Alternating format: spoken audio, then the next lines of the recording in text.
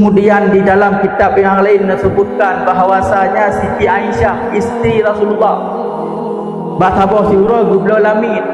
Rupanya lamit yang gubla oleh Aisyah hanya athon raka, tertulis dalam Lauh Mahfuz Allah. Empat gedepu gedun malaikat Jibril kisah kepada Nabi Muhammad.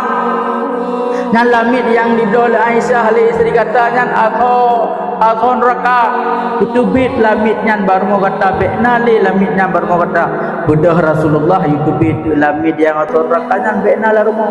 Jadi wate disaan kutubit sugolong kutubit gujuk perbekalan li Rasulullah. Mio bahasa katanya orangnya bunda gujuk sekantong kurma, kupu sekantong kurma. Ada adu ibak jalan tengah nak pergi baca. Jadi digujuk sekantong kurma bedah tu lamit yang athon raka nya. Tiba-tiba dalam perjalanan dibuka di kantong kurma kadu ipaju sebelah tu ikebah tengah itu tekahek ipaju ulang. Rupanya tengah ipaju